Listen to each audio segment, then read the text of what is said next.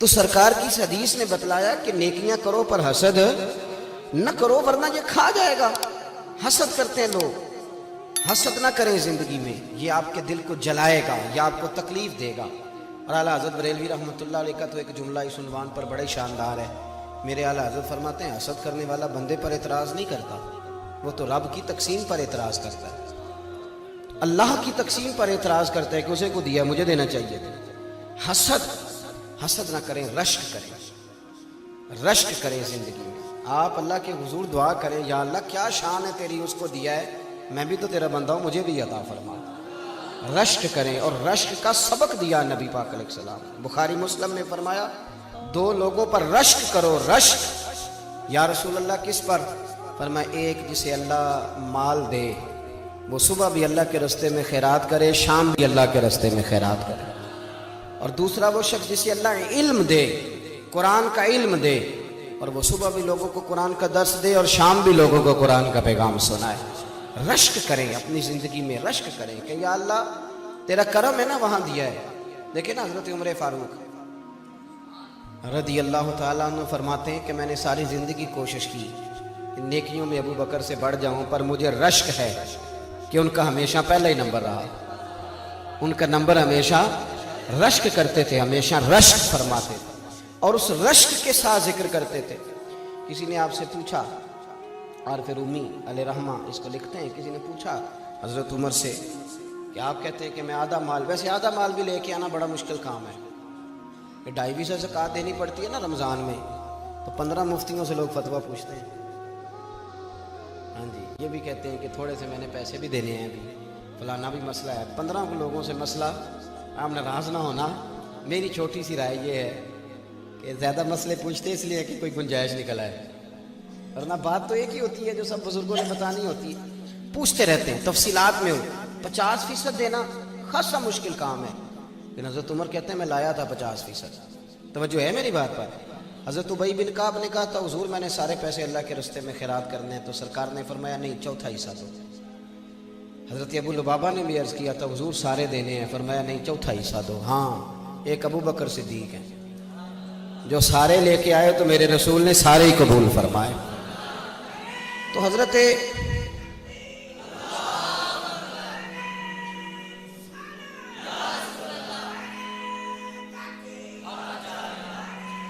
سنیں جی، حضرت ابو عمر فاروق سے لوگوں نے پوچھا کہ حضور آپ آدھا لے کے آئے، تو فرمانے لگے میں تو آدھا لایا تھا، ارادہ تھا کہ آج ابو بکر سے آگے نکلوں گا، پر وہ سارے لے آئے۔ لیکن فرماتے ہیں کہ جو سوالات حضور نے پوچھے وہی بڑے قابل رشک تھے، جو سوالات پوچھے وہی قابل رشک تھے، اور فرماتے ہیں سوالوں میں بڑا فرق تھا۔ مجھ سے حضور نے پوچھا کیا لے کے آئے ہو، آپ نے غور کرنا ہے میری بات پر، کیا لے کے آئے ہو، تو میں نے کہا حضور آدھا لے آیا ہوں۔ مجھ سے پوچھا کیا لے کے آئے ہو، اور ابو بکر صدیق سے پوچھا گھر کیا چھوڑ کے آئے ہو۔ فرماتے ہیں ان سوالوں میں بڑا فرق تھا، اور پھر جواب دینے والے نے بھی جواب دیا حضور کی غلامی میں، تو یہ نہیں کہا حضور سارا لے آیا، یہ نہیں فرمایا میں کوئی لاوارث تو نہیں نا محبوب، میرا گھر بھرا ہوا ہے، گھر میں اللہ بھی چھوڑ آیا ہوں، اللہ کا رسول بھی چھوڑ آیا۔ رشک والی زندگی گزاریں، رشک والی، اس طرح تو پھر آپ لکیر کے فقیر ہو جائیں گے، پیٹتے رہیں گے فلانا آگے نکل گیا۔ حسد جینے نہیں دیتا، تکلیف میں ہمارے گھروں میں زیادہ جنگ حسد کی ہے۔ وہ جیٹھانی صاحبہ کہتی ہیں کہ دیورانی نیا فریزر لے آئی ہے، گرمیاں بھی آئی نہیں، تو چاہے قرضہ اٹھا یا کسی کو لوٹ معاذ اللہ، لیکن مجھے نیا فریزر۔ یہ جو دوڑ لگی آپ کے ملک میں نا، بڑی غربت ہے، پریشانیاں ہیں، آزمائشیں، لیکن نئے ماڈل کا موبائل شارٹ ہو جاتا ہے مارکیٹ سے، پرانے ماڈل کا مل جاتا ہے، نئے ماڈل کی گاڑی شارٹ ہو جاتی ہے، اور نئی بکنگ کا معاملہ یہ ہوتا ہے کہ جس نے فٹافٹ لینی ہے وہ 2 لاکھ زیادہ دے کے لے لیتا ہے۔ یہ معاملہ کیا، یہ دوڑ لگی ہوئی، کسی طریقے آگے نکل، اور بڑے لوگوں کی دوڑ بھی بڑی بڑی لگ گئی۔ حسد نہیں کریں، اس تکلیف سے بچیں۔ حضرت عائشہ صدیقہ رضی اللہ تعالیٰ عنہ فرماتی ہیں ساری زندگی میں نے سیدہ خدیجۃ الکبریٰ پہ رشک کیا، میں نے رشک کیا۔ آپ فرماتی ہیں کنز العمال میں روایت موجود ہے، فرماتی ہیں ایک بوڑھی عورت دوپہر کو آ گئی تھی، وہ سرکار کے آرام کا وقت تھا تو صحابہ نہیں آیا کرتے تھے، لیکن وہ بوڑھی آ گئی اور جب وہ بوڑھی نے دروازے پہ دستک دی، پوچھا گیا کون ہے، اور جب وہ بولی تو حضور جلدی سے اٹھے چارپائی سے، سرکار نے اسے بٹھایا، کھانا کھلایا، اور کہتے ہیں وہ باتیں کرتی تو حضور گہری سوچ میں چلے جاتے، کبھی مسکراتے کبھی رو بھی دیتے۔ بڑے لوگوں کو حضور وقت دیتے تھے پر اسے انفرادی وقت دیا، اور جب وہ جانے لگی تو حضور نے تحفے بھی دیے۔ وہ خاتون چلی گئی تو میں نے عرض کی حضور یہ کون تھی؟ بڑے لوگ آتے ہیں پر آپ نے کوئی بڑا ہی اعزاز دیا یا رسول اللہ، اور بڑا میں نے انفرادی رنگ دیکھا ہے۔ کہتے ہیں سرکار خاموش ہو گئے، پھر حضور کی آنکھوں میں آنسو چمکے اور سرکار فرمانے لگے عائشہ یہ میری پہلی زوجہ سیدہ خدیجہ الکبریٰ کی سہیلی تھی۔ یہ جو خدیجہ جب ہم مکے میں رہتے تھے تو یہ آیا کرتی تھی، خدیجہ اسے کھانا کھلاتی تھی، اس کی باتیں سنتی تھی، اسے وقت دیتی تھی، اسے تحفے دیتی تھی۔ آج جب یہ دوبارہ آئی ہیں تو وہ ساری یادیں تازہ ہو گئی۔ جناب عائشہ صدیقہ رشک سے بیان کرتے، تھوڑا تھوڑا نکلیں اس دور سے۔ آپ یقین کریں کہ بہت بڑے آدمی سے کبھی بڑا چھوٹا جملہ سننے کو مل جاتا ہے، اور پس منظر دیکھتے ہیں تو کمزور بات نکل آتی ہے۔ ایسا نہ کریں۔ اس حسد کا نقصان یہ ہوا ہے کہ معاشرے کے اندر ہمارے بچے سمجھنے لگے کہ شاید ہم چوروں کے بیچ رہتے ہیں، ڈاکوؤں کے بیچ رہتے ہیں، کوئی شخص یہاں ٹھیک نہیں۔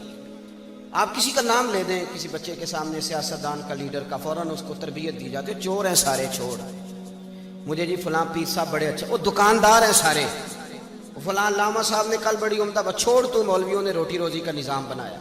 ہم نے بچوں کا یہ مزاج بنا دیا۔ وہ ہلکا سا جو حسد تھا اس کو اتنا بڑھا کے بیان کیا کہ کوئی شخص اچھا رہا ہی نہیں۔ میں ملک سے باہر تھا تو ایک صاحب مجھے کہنے لگے پاکستان کا بڑا برا حال ہے، دینی حلقوں کا، غیر دینی حلقوں کا۔ میں نے کہا یہاں بیٹھے ہیں آپ کو کیا بتاؤ؟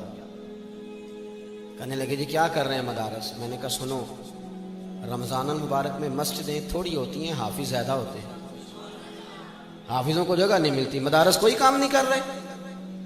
طریقت میں ٹھیک ہے بڑی پریشانیاں آئی ہیں، لیکن اللہ کے فضل سے اب بھی ڈھیروں مرید ایسے ہوتے ہیں جن کی داڑھی سنت کے مطابق ہوتی ہے، جن کی پیشانیاں سجدوں کی لذت سے آشنا ہوتی ہیں۔ تو وہ شیخ ایسا ہے جو لوگوں کو ذکر و درود کی عادت ڈال رہا ہے تو یہ رنگ چڑھا ہوا ہے نا۔ اور جہاں تک عوام کی بات ہے تو یہ زلزلہ آیا، سیلاب آیا تو ہم نے دیکھا 30 سال ہو گئے جس بوڑھی کی شادی کو، اس نے جہیز کی رضائی نہیں نکالی تھی پر اس نے بھی نکال کے دے دی، کہنے لگی اب وقت آیا ہے میں زلزلہ والوں کو دینا چاہتی ہوں۔ میرے بھائی جس بچی نے خود مشین پر بیٹھ کر جہیز بنایا تھا اس نے بھی اپنی ابا سے کہا کہ میں 3 کپڑوں میں چلی جاؤں گی لیکن یہ زلزلہ زدگان کو دے دو۔ ملت کے جوان جنہیں تم برا کہتے ہو، ایک بوڑھے کو 1 بوتل خون کی ضرورت ہوتی ہے تو 13 نوجوان سڑک پہ کھڑے ہوتے ہیں کہ ہم حاضر ہیں، اور پھر آپ کو کیا ضرورت ہے یہ کہنے کی کہ یہ وطن کسی چور کا، کسی ڈاکو کا ہے؟ یہ وطن کسی چور کا نہیں، کسی ڈاکو کا نہیں، کسی سیاستدان کا نہیں، یہ وطن داتا علی اجمیری کا ہے، یہ بابا فرید الدین مسعود گنج شکر کا ہے۔